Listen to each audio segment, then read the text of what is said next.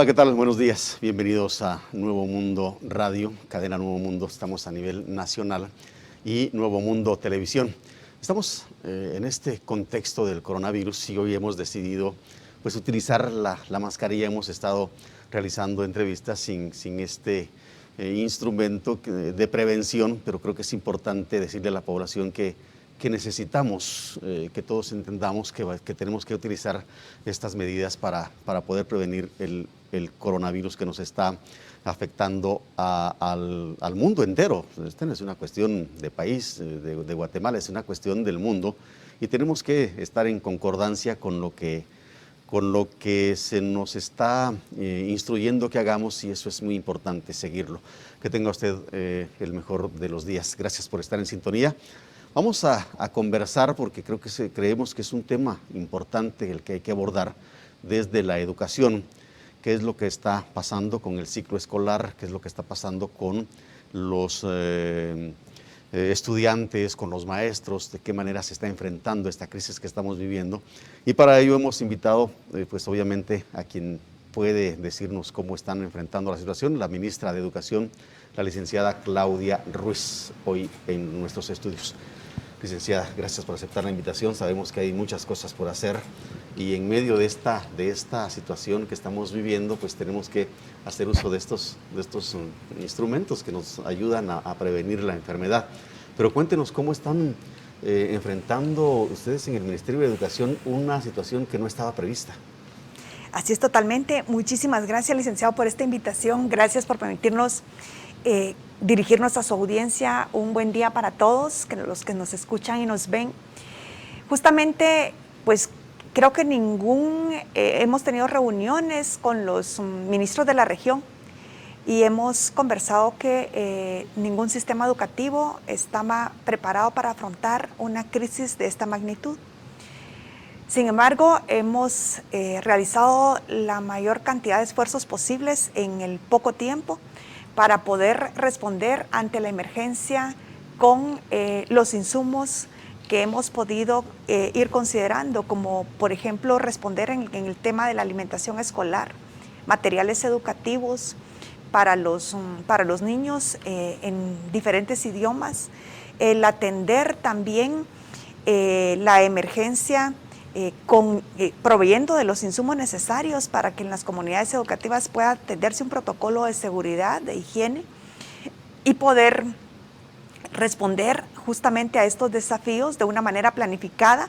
Activamos una mesa de atención a la emergencia COVID-19 en el Ministerio de Educación y activamos también el sistema de gestión de riesgo que funciona a través del sistema de gobernanza a nivel nacional, departamental y municipal. Entonces, esa estructura ha hecho que nosotros podamos responder con más celeridad ante esta situación que hoy nos aqueja. ¿Eso significó hacer una planificación de urgencia? Porque pues nada de eso estaba contemplado, o en su planificación tenía contemplado un nivel de riesgo, un nivel que había que entender, una eventualidad, seguramente, posiblemente en cuestiones de naturaleza, pero no una enfermedad. Así es, ¿verdad?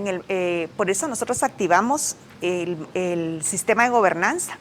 Y el sistema de gobernanza implica 3 momentos de la planificación de la emergencia. En el antes, durante y después. En el antes, todo el tema de prevención, inclusive identificamos antes, en el momento que se declara un estado de calamidad en el país, en el que aún no teníamos un caso, justamente nosotros ya habíamos recibido las instrucciones del señor presidente para poder presentar nuestro plan de atención a la emergencia. Y fue cuando nosotros lanzamos nuestro plan de prevención e identificamos 2 cordones sanitarios. Uno en las escuelas que están fronterizas con México, que fueron donde se dieron los primeros casos vecinos, y el otro en la frontera con Honduras y todas aquellas escuelas que están en ese cinturón. Y ahí empezamos a hacer toda nuestra estrategia de prevención a través de DIGEMOCA, que es una instancia de coordinación que tenemos de monitoreo a nivel municipal. Y posteriormente, cuando ya se suspenden las clases, entonces pasamos de la prevención a la etapa de respuesta. Y en el marco de la respuesta, en la gestión, iniciamos con justamente ya los desafíos que teníamos, que era, ya no tenemos a los niños en la escuela, ¿cómo vamos a hacer para distribuir la alimentación escolar? Los materiales educativos para que los niños pudieran tener esa continuidad de que nos pudiéramos acercar a ellos. Entonces, ahí en esa etapa de respuesta se activa el clúster de educación a través de la cooperación y siempre hemos tenido un aliado estratégico. Los niños tienen un aliado estratégico del sistema educativo, que es UNICEF. UNICEF nos empezó a dar acompañamiento técnico también con donación y se activa el clúster y entonces como teníamos un plan para la respuesta, porque nuestro plan es integral, entonces en el plan de la respuesta se activa el clúster y entonces el clúster identifica cuáles son las líneas que nosotros teníamos diseñadas y dónde podían entrar a apoyarnos. Por ejemplo, la alimentación escolar. En la alimentación escolar necesitábamos mascarillas para las organizaciones de padres de familia, sanitizante para poder distribuir y que ellos pudieran tener esas medidas de seguridad. Y bueno, el desafío más grande, ¿cómo nos acercamos a la alimentación de los niños? En ese sentido, pues el señor presidente me manifiesta la preocupación más grande en este momento, el día domingo que se da el aviso de suspensión de clases, es tenemos que buscar la forma de llegar a la alimentación. En 48 horas nosotros ya teníamos la propuesta de cómo llegar a la alimentación. El señor presidente nos acompañó en ese proceso, lo mandamos a Contraloría General de Cuentas para que la Contraloría se pronunciara y que pudiéramos tener nosotros un proceso acompañado también desde ese ente fiscalizador. Porque la ley de alimentación escolar es clara, que dice que los alimentos se sirven en la escuela. Pero también también manifiesta que los casos no previstos serán resueltos por el despacho. Y ahí fue por esa parte donde nos fuimos. La Contraloría emite una opinión favorable y entonces a las 72 horas nosotros ya estábamos diciéndole a las organizaciones de padres de familia de qué manera iban a operar. Y estábamos ya mandando circulares, mandando lineamientos. Y las organizaciones de padres de familia con los directores de los establecimientos y los maestros inician el proceso de la primera entrega de alimentación escolar. Bueno, entonces, esta es una de las tantas preocupaciones, porque dentro del sistema educativo nuestro, es un sistema presencial, no estaba contemplado, por ejemplo, la utilización de tecnología, de herramientas como el internet, las clases en línea, las plataformas para poder llegar a los estudiantes y cómo lo están enfrentando, porque la tecnología, pues, desafortunadamente, en las áreas rurales no está al alcance de las familias. En el sistema secundaria y diversificado quizás sea más factible, pero en el sistema de primaria y en los primeros años, ¿cómo lo planificaron o lo reorientaron para una educación a distancia? Esa es una muy buena pregunta. Justamente nosotros teníamos que pensar en la educación para todos, en cómo llegar y aproximarnos a todos los estudiantes. Entonces iniciamos con el diseño de guías y lineamientos educativos. En esta primera instancia se trabajan lineamientos para primero y segundo grado de primaria y guías para los otros grados de la primaria. También se trabajan lineamientos para básicos y diversificado y se imprimen en 9 idiomas, incluyendo el castellano. Y entonces estos lineamientos se trabajan partiendo de una adecuación curricular. Entonces estos lineamientos, estos materiales impresos se trabajan y se mandan a través de la dirección departamental para que de manera conjunta se le entrega al padre de familia sus raciones de alimentos y se le entrega la guía para los niños. Y pensando en los niños que están en las comunidades más lejanas y además respetando la atención a las comunidades lingüísticas. Y agregamos una guía especial para los niños que nos aparecen inscritos en el sistema que tienen discapacidad, de tal manera que pudiéramos responder a todos.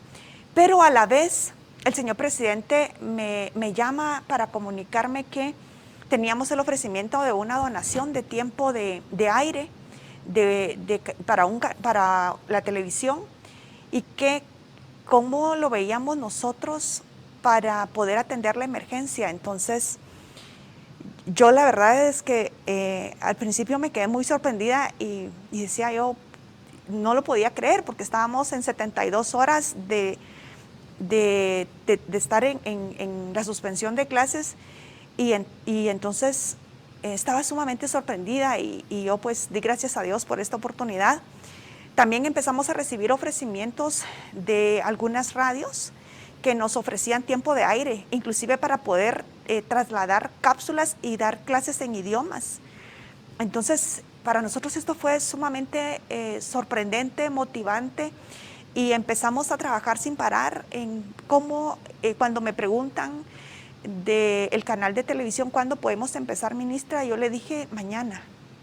Entonces, le dije, mañana, no podemos esperar. Y inmediatamente se presentaron maestros voluntarios, empezamos a trabajar.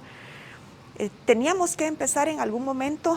Obviamente los maestros, a los maestros cuando nos forman para tener un grupo de estudiantes y darles clases para clases presenciales, interactuar con los niños, pero no nos dieron estrategias didácticas para enseñar a distancia, para enseñar a través de la televisión.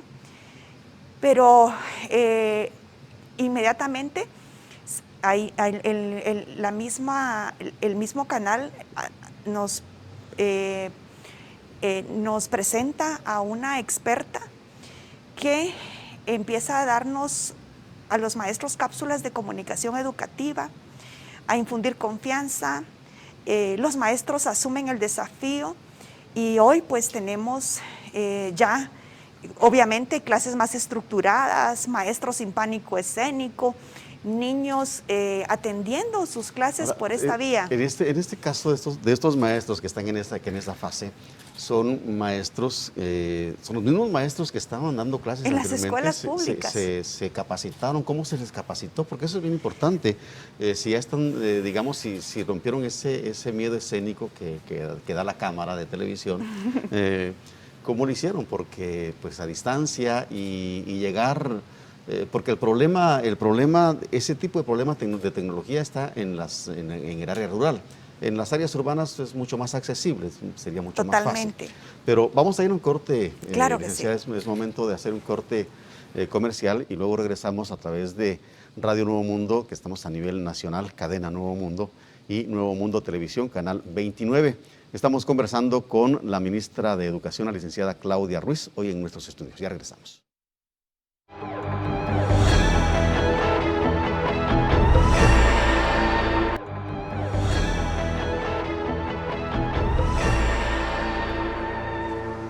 Seguimos en esta charla con la ministra de Educación, Claudia Ruiz, pero también nos acompaña el viceministro administrativo, Eric Mazariegos. Viceministro, bienvenido, gracias por venir a conversar con los oyentes y televidentes de Nuevo Mundo. Con usted vamos a abordar el tema del seguro escolar, porque esta es la primera vez que se contrata un seguro escolar y pues los niños están en casa, ¿los cubre o no los cubre el seguro escolar? Cuéntanos un poquito cómo está funcionando el seguro escolar. Muchas gracias, gracias por la oportunidad de estar acá con ustedes. Sí, nosotros el 24 de marzo lanzamos, el 24 de abril lanzamos el seguro escolar. Este seguro pues cubre a los niños de preprimaria y primaria que están dentro y fuera de los establecimientos. Esto nos da la tranquilidad de que el niño puede estar en cualquier lugar en este momento y puede ser atendido, tiene la cobertura. Este seguro cubre gastos por accidentes, tiene también la cobertura de enfermedades comunes. Hay 3 entradas para poder hacer uso de ese seguro en el caso de las enfermedades comunes. También tenemos la cobertura de medicamentos, 300 quetzales mensuales, y tenemos especialistas, que es médico general, pediatría y un traumatólogo, que son los especialistas que tenemos. Y esta cobertura, pues ahorita la tenemos en 138 municipios de los 22 departamentos del país. Hay que tener claro que en el caso para poder ingresar al seguro solamente hay que marcar el 1526, desde cualquier teléfono ellos pueden marcar, puede ser el padre de familia, puede ser el encargado, un tutor del niño, el que puede llamar, y teniendo el código de estudiante del niño puede hacer uso del seguro. Y en dado caso, pues los padres de familia o el responsable en ese momento no se recuerda, también le van a preguntar el CUI, y si en dado caso no tuviera el CUI, con el nombre completo y diciendo en qué establecimiento se encuentra el niño inscrito, va a ser atendido. Perdón, el CUI es el código del documento personal de identificación. Así es, así es. Para que lo entiendan, para hacerlo más fácil, Exacto, más entendible. Así es. Es Pero, el número de DPI. Así es. Pero esto no es una limitante para hacer uso del seguro, porque de repente solamente en ese momento es el maestro, o puede ser un encargado, puede ser un tío, que en ese momento está a cargo del niño y entonces solamente el nombre completo lo tiene, ¿verdad? Entonces con el nombre completo puede hacer uso del seguro también. No tiene que ser la persona que inscribió al niño, No porque muchas veces necesariamente. no es el papá, sino la mamá, o es un tío, o es un pariente. Recordemos que en este caso nosotros estamos dando la oportunidad para que sea el responsable el que pueda hacer uso del seguro, porque muchas veces tenemos niños que sus padres no están en el país, Claro. están laborando en otros 138 municipios. ¿A qué cantidad de niños entonces se está dando cobertura? Estamos llegando a 1.192.660 niños en esta primera fase y estamos cubriendo a 11.670 centros educativos. Esa es la cobertura que tenemos al principio. ¿Y por qué solo 138 municipios? Nosotros estamos apegados al acuerdo gubernativo 842, donde establece que la implementación del seguro va a ser por fases. Entonces, nosotros en este momento estamos lanzando la primera y que estamos pues en este momento de implementación viendo cómo podemos mejorar el tema de la cobertura, porque tenemos en el caso nosotros un listado de médicos, de clínicas, farmacias, que hemos socializado a las direcciones departamentales de educación y al mismo tiempo a los establecimientos para que estos puedan ser pegados en la pared o en una pizarra, tener ahí para que los niños tengan acceso a los datos. Y esa, lo que les mencionaba del 1526, es la primera entrada. ¿Y por qué estamos socializando el tema de los nombres? Porque puede hacer que alguien no tenga acceso a teléfono en ese momento. Entonces, teniendo el nombre del médico, puede acercarse al médico y hacer una consulta externa de manera presencial. Entonces, no solamente a través del 1526. Y para las áreas urbanas, pues también tenemos la aplicación que es Seguro Médico. Entonces la pueden descargar desde el Play Store y desde ahí pueden hacer uso también del seguro. ¿Cómo se priorizaron los municipios para darles cobertura? ¿Cuál fue el criterio?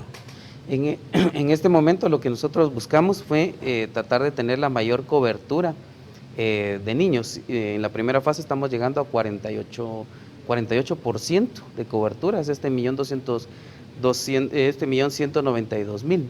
La segunda fase solamente vamos a cubrir a un 30% y ya la tercera fase estamos cubriendo un 22%. Entonces, si nos damos cuenta, ahorita estamos abarcando a la mayor cantidad y es por eso que se priorizaron estos municipios. ¿En qué regiones? Es en los 22 departamentos. En los 22 departamentos, así es. ¿Cuál fue el criterio para priorizarlos desde el sentido de la necesidad en donde se focalizó que el seguro puede servir más a los niños? Sí, digamos, en este momento nosotros lo que hicimos fue solicitarle la cotización a lo que es Crédito Hipotecario Nacional, porque el acuerdo gubernativo nos facultó para que nosotros lo hiciéramos con ellos. Al momento que nosotros hicimos la cotización, vienen ellos y nos presentan la cotización distribuida en 3 etapas. Y ellos nos indican, miren, en este momento nosotros podemos implementar el seguro en estos municipios, y nos dan ellos el listado de municipios, nos priorizan los municipios en la segunda etapa y los de la tercera etapa. Entonces, estamos apegados a la contratación que se realizó. O sea, depende un poco más del CHN. Así es, así es. ¿Y cuándo entra a funcionar la segunda etapa? La segunda etapa está para finales de junio y en el caso de la tercera etapa estamos para septiembre. Con eso estaríamos cubriendo el 100% a nivel nacional. Ya estaríamos, y eso automáticamente para el próximo año. Eso es lo que pretendemos. Nosotros queremos que este programa quede institucionalizado, que no solo sea de momento, sino que sea un complemento al tema de la alimentación escolar, Si nosotros, ustedes se han dado cuenta, hay casos donde a veces los niños presentan algún tema de malestar estomacal, algún tipo de enfermedad. Entonces lo que queremos es que este seguro sea como un complemento a los programas de apoyo que hemos tenido en el Ministerio de Educación, y entonces de esta manera pues ir resguardando también la salud de ellos. ¿Tienen registros o han llevado el historial de cuántos niños han hecho uso de este seguro en el tiempo que está establecido? Así es, a la fecha tenemos más de 300 casos ya registrados. Bueno, de hecho, creo que teníamos al día de ayer ya alrededor de 700 casos. Entonces, nosotros estamos solicitando ahorita a crédito hipotecario, porque dentro del contrato teníamos que un informe de manera mensual, pero derivado al tema de la información y que debemos de socializarla, darla a conocer a la población, estamos solicitando esos reportes de manera mensual y al día de ayer, semanal, perdón, y el día de ayer teníamos alrededor de 700 casos ya de niños que han hecho seguro por diferentes circunstancias, malestares, algo estomacales, dolores de cabeza, y así. Sí llevan ese registro, sí. Así es, hemos solicitado que se tenga ese reporte para que nosotros podamos llevar incluso el historial clínico de los niños. Entonces esto lo vamos a tener a través de SHN. El presupuesto con el que están trabajando, tomando en cuenta que el presupuesto con el que se está ejecutando es el presupuesto del año anterior, y el seguro no estaba contemplado en el presupuesto del año anterior. ¿Cómo lo están manejando? Sí, nosotros hemos priorizado este año algunas acciones con nuestra administración, y hemos ido viendo algunas economías en algunos renglones del grupo 100, 200 que son de funcionamiento, y con esto disminuyendo el pago de agua, de teléfono. Entonces con estos economías hemos pagado el seguro. Al día de hoy tenemos pagados 14 millones y pues el costo del seguro por niño es de 9.50, es un seguro mensual, bastante económico. Así es, 9.50. ¿No hay reparos de la Contraloría por el uso de esos recursos que estaban destinados a un rubro y ahora lo pasan a seguro? Lo que sucede es de que como estos son gastos de funcionamiento, pueden ser trasladados para otro tipo de programas. En este caso pudiéramos ver que en el tema del seguro no es un gasto de funcionamiento, sino puede ser un gasto de inversión, porque lo que estamos velando es por la salud de los niños. Entonces, poder trasladar algunos gastos de funcionamiento para inversión no tiene ningún inconveniente. De hecho, también ya tenemos la presencia de una comisión de auditoría por parte de la Contraloría, que ellos pues van a hacer la revisión de la contratación del seguro, aunque ahorita estamos en etapa de implementación y hemos solicitado el acompañamiento en la implementación de las siguientes etapas, que pudiéramos tener una auditoría concurrente en este proceso y pues ir mejorando pues algunas cuestiones de control interno o de rendición de cuentas que se necesiten. ¿A cuántos niños se les va a dar cobertura cuando ya esté completada la tercera fase? Tenemos contemplado, en este momento la matrícula la tenemos para 2.4 millones de niños, sin embargo nosotros hemos dejado que pueda tenerse cobertura hasta 2.6 millones. Esto derivado que como el estado de calamidad entró el 16 de marzo, no pudimos cerrar la inscripción de la matrícula, que era al 31 de marzo. Entonces, al momento que retornemos a clases, tendremos que dar un plazo para que pueda hacerse el registro de los niños y darles también la cobertura a ellos. Al final, ¿cuánto se invertirá entonces tenemos contemplado que pudiera ser hasta un máximo de 202 millones de quetzales. Sí, existe el dinero, está la capacidad. En este momento, el Ministerio de Educación, como es por etapas, hemos ido viendo la manera de ir cubriendo en este momento lo que necesitamos para cubrir el seguro. Al momento que nosotros establezcamos que no podemos cubrirlo, vamos a través del Ministerio de Finanzas solicitar una ampliación para poder cubrir el seguro. De hecho, el acuerdo gubernativo establece que en coordinación con el Ministerio de Finanzas debemos velar por el tema del presupuesto para poder cubrir el seguro. Que eso tendrá que llegar al Congreso y en el Congreso las cuestiones se entrampan un poquito. No necesariamente, digamos como ya estamos en el mes de mayo y conforme vayan corriendo los meses, el Ministerio de Finanzas podrá determinar si en algunas otras instituciones tendrán pues algún presupuesto que no vaya a ser ejecutado y poder ser trasladado al Ministerio de Educación. Hay muchos centros educativos que tienen problemas en su infraestructura, techos, paredes, ventanas, puertas. ¿Cómo está el remozamiento o reconstrucción de escuelas? El Ministerio de Educación para este año pues tenemos planificado llegar a 1.292 centros a nivel nacional, y esto nos va a representar una inversión de 86 millones de quetzales. En este momento ya hemos llegado a alrededor de 900 establecimientos donde ya se firmó el convenio con las organizaciones de padres de familia y ya empezamos con la transferencia de fondos, que ya llevamos 68 millones de quetzales transferidos para que ellos puedan empezar con esos remozamientos. De hecho, nosotros hemos hablado con la Dirección de Planificación de poder instruir o poder orientar a las organizaciones de padres de familia que estos fondos, que es casi 75,000 quetzales por cada organización de padres de familia, para que se pueda invertir en lo que son techos, agua y saneamiento. De esta manera, pues realmente la inversión se pueda ver reflejada en los centros educativos e ir preparando de cierta manera los centros por algún retorno a clases. En este momento de la crisis, en la que pues hay un confinamiento, las personas no están saliendo a trabajar, ¿cómo están haciendo con estos trabajos de remozamiento? Porque la lluvia ya empezó y esta es la época más difícil para los estudiantes, para los niños, que a veces tienen que llegar a escuelas con techos agujereados y les cae la lluvia. Así es. Pues se giró una circular indicando que los directores de los centros que en este momento están siendo beneficiados puedan aperturar las escuelas para que pueda hacerse esta reparación. En el caso de los 75,000 quetzales contempla la compra de materiales como la contratación de mano de obra. Esa es otra de las bondades que tiene este programa, porque nosotros podemos contribuir a la reactivación económica en estas comunidades con la contratación de la mano de obra. Entonces, en este momento lo que se está priorizando, como le comentaba, era el tema de agua y saneamiento, que no necesariamente se tiene que tener el trabajo o se va a realizar el trabajo al aire libre, ¿verdad? Sino que puede ser dentro de los establecimientos. Licenciado Eric Mazariegos, gracias por compartirnos esta información, que es muy importante porque al final de cuentas lo que se está haciendo es ejecutando un presupuesto que proviene de los impuestos de los guatemaltecos. Así, y los guatemaltecos siempre necesitamos o queremos saber cómo se están invirtiendo nuestros recursos. Muchas gracias. A la orden. Que tenga buen día. A usted gracias por escucharnos. Estamos conversando conversamos en este momento con el viceministro administrativo de Educación, Eric Mazariegos, y vamos a hacer un corte, pero cuando regresemos estaremos de regreso para conversar con la ministra Claudia Ruiz, la ministra de Educación, hoy en los estudios de Nuevo Mundo. Aquí regresamos.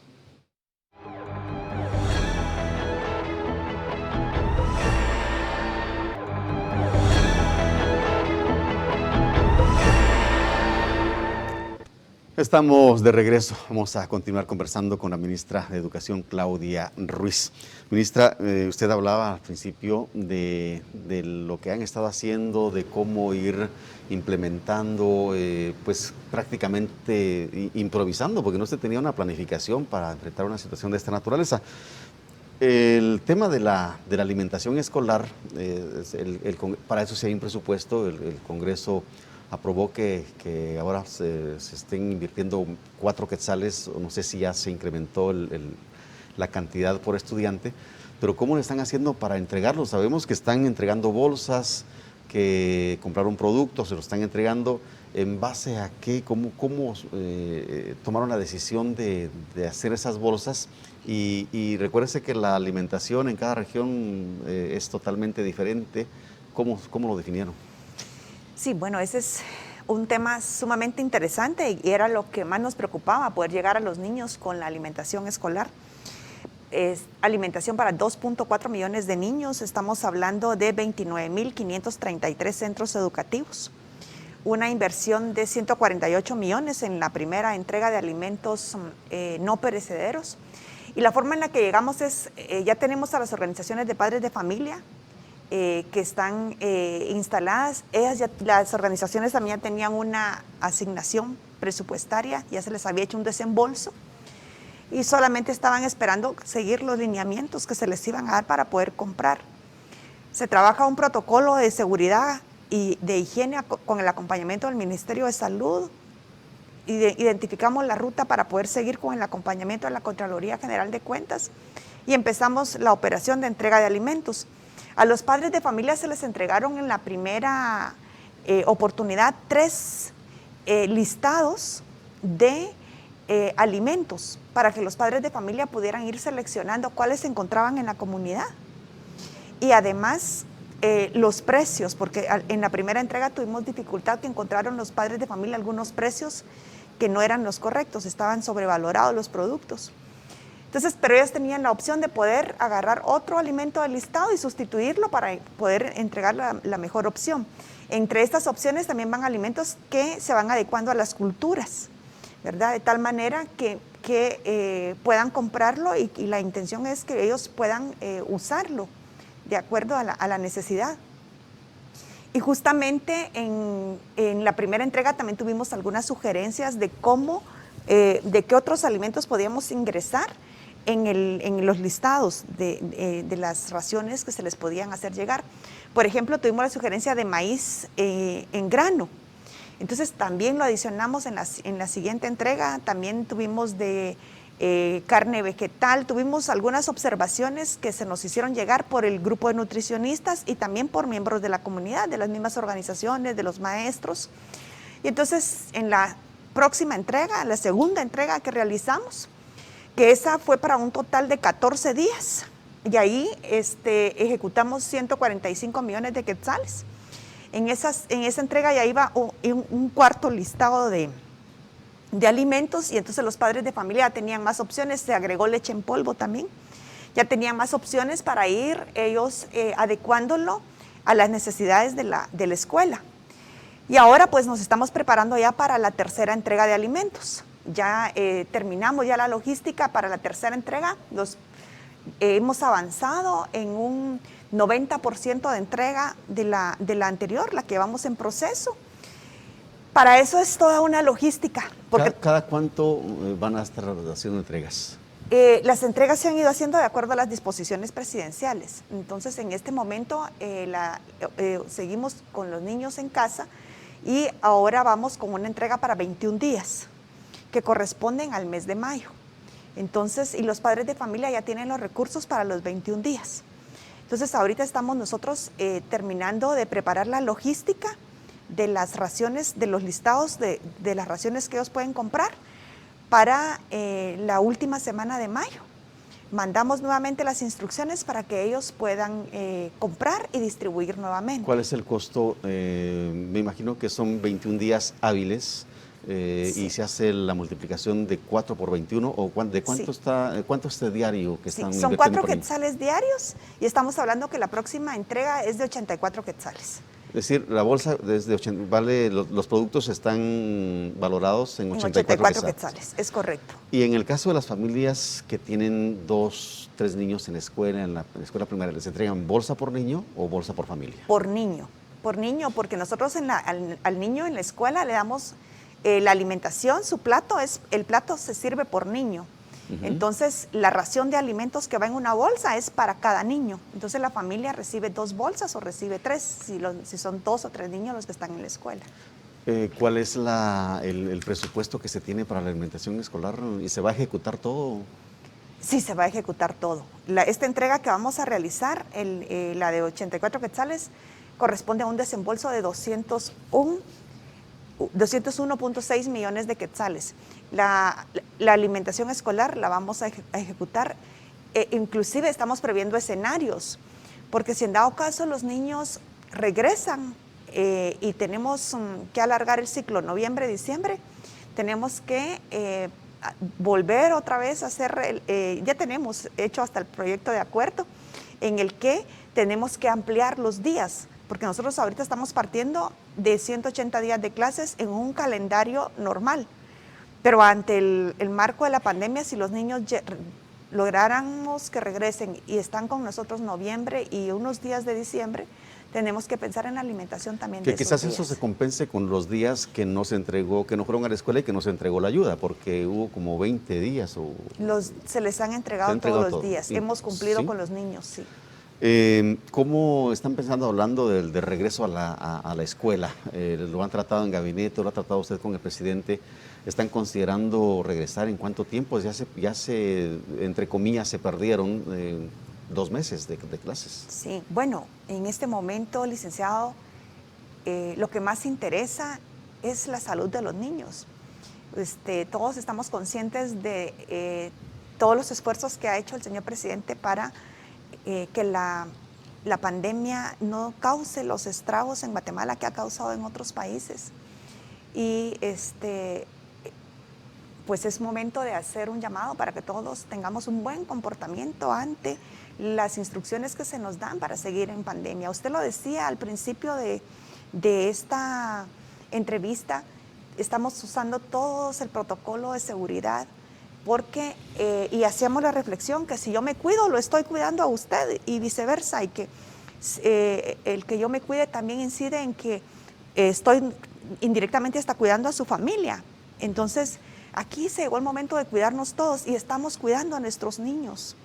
Los estamos resguardando en sus hogares y yo aprovecho para hacer el llamado a los padres de familia para que de manera responsable nosotros cuando regresemos a casa tengamos sumo cuidado para con esa relación de nuestros niños, lavarnos bien las manos, cambiarnos la ropa inmediatamente, no exponer a los niños, por eso se quedan en casa. La intención es que no hay una fecha tentativa. Regresemos a clases cuando las condiciones sean las mejores. Se va a depender de las condiciones. No hay condiciones para que regresen.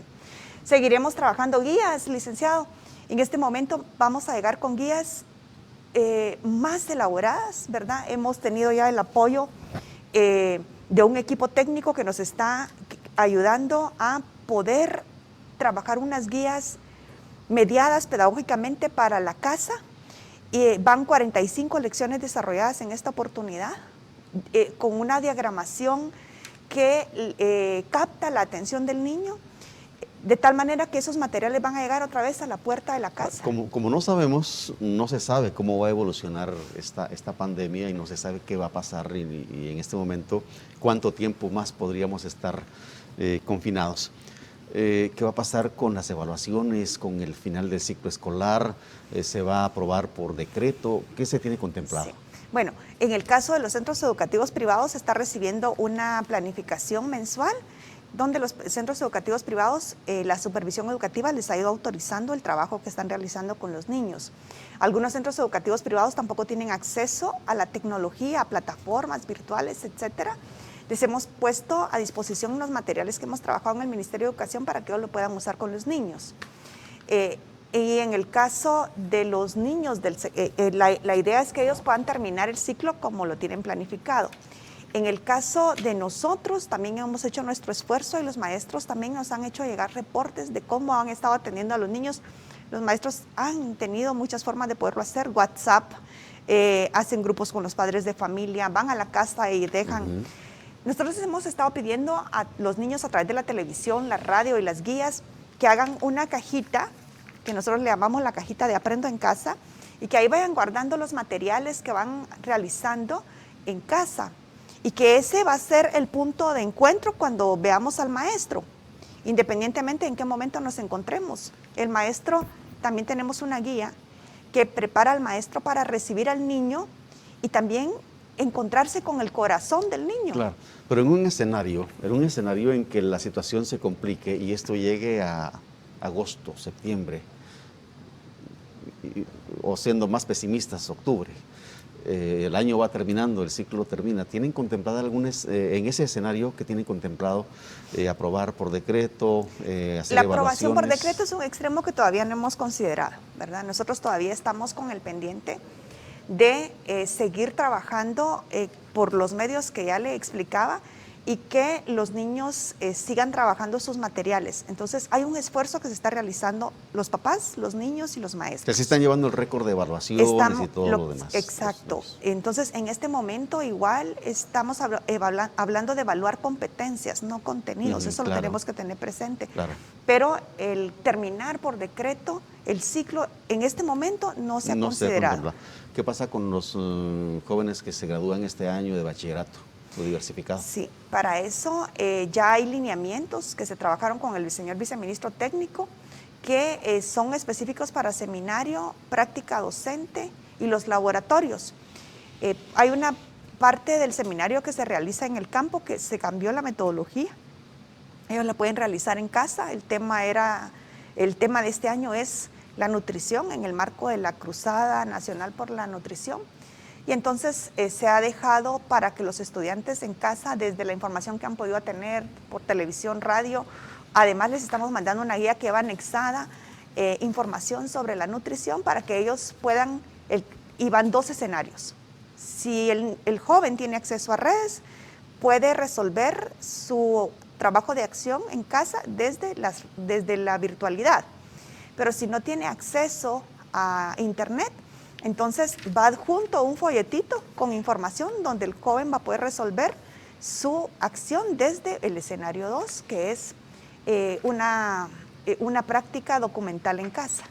Para completar los días que se tienen contemplados de clases, que ya se perdieron muchos, ¿sí se podría extender el ciclo hasta diciembre inclusive? Eso sí lo hemos pensado. Ese es otro de los escenarios y sí lo hemos pensado. Tenemos una mesa de gestión de riesgo donde participa la dirigencia magisterial y ese es uno de los temas que hemos abordado desde el nivel central, donde tenemos la mesa nacional, hasta el nivel municipal, que está integrada por toda la dirigencia y sí, ese es uno de los temas que hemos abordado y lo hemos considerado. ¿Lo han abordado con los maestros? ¿Están conscientes de que eso podría ocurrir? Totalmente, los maestros están muy solidarios ahorita ante esta crisis. O sea, con el señor Acevedo, que es el que generalmente se opone a casi todo, han conversado y están anuentes. Estamos en una mesa de gestión de riesgo, trabajando por cómo solventar esta situación en esta crisis que jamás habíamos tenido. ¿Cómo va con su ejecución presupuestaria? Vamos bien, nosotros llevamos una muy buena ejecución presupuestaria y en este momento tal vez el desafío más grande es la alimentación escolar porque es donde nosotros tenemos más impacto en la asignación presupuestaria de los programas de apoyo, este es el más grande y lo llevamos muy bien ejecutado gracias, como le decía, que encontramos la salida legal de poder entregar los alimentos a los niños. Y en las guías virtuales que están entregando, ¿se ha tenido que invertir de un rubro y pasarlo para esas guías? ¿Se ha modificado la ejecución presupuestaria o siguen su...? Las guías virtuales, hemos tenido acompañamiento, le decía, de miembros de la cooperación. Entonces, y algunos miembros de la cooperación han identificado en qué línea nos están apoyando. Y entonces, por ejemplo, usted entra hoy y ve una página de internet del ministerio más dinámica y visualmente atractiva, ordenada, es donación de UNICEF. Y así nosotros hemos pasado nuestro reporte a finanzas de las donaciones que se han recibido, que todas las donaciones han sido en especie, la página de internet, reproducción de materiales, gel, mascarillas. Entonces, pero hemos recibido mucho apoyo de la cooperación.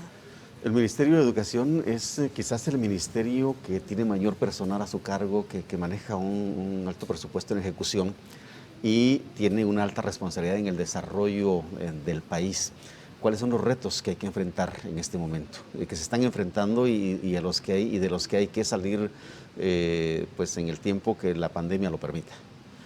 Sí, bueno, tal vez el mayor reto que teníamos era llegar con las guías educativas y con los programas del ministerio hasta los niños. Y creo que lo hemos logrado justamente porque somos muchos en el ministerio y porque inclusive tenemos documentado maestros que han tenido que llegar hasta la puerta de la casa a entregar alimentos y a entregar guías. Hemos tenido maestros héroes en esta pandemia. Así es de que es una fortaleza para nosotros contar con ese recurso humano. En el área rural, ¿cómo lo están haciendo para llegar con las guías? Y en el sector, por ejemplo, en el segmento de los niños de preprimaria, que obviamente ni la tecnología en la área rural ni los maestros están llegando a trabajar. ¿Cómo van a manejar ese segmento? Han llegado. O sea, recuérdense que en el área rural también distribuimos alimentos. Y el día que distribuimos alimentos, distribuimos guías. Y el día que distribuimos guías, ahí están los maestros. Nosotros hemos dado cátedras en el sistema educativo de distanciamiento social, de respeto al protocolo de seguridad. Usted podrá ver las imágenes donde, por ejemplo, los implementos deportivos, las ULAs, usted las ve cada 2 metros. Están los padres, los conos de educación física. ¿Y eso quién lo hace? Lo hacen los maestros. Ahí están los maestros aplicando el gel, dando la mascarilla, etcétera. O sea, hemos tenido una muy buena organización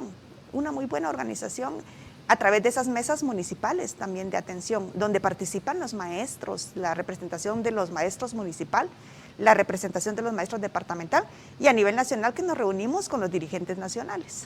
¿Están coordinando con las municipalidades ahorita que toca el tema? También con las municipalidades, esas son coordinaciones, por eso tenemos mesas municipales, porque las mesas municipales coordinan A nivel municipal se han hecho coordinaciones también, porque recuérdese que también hay algunos municipios que han pasado por cordones sanitarios.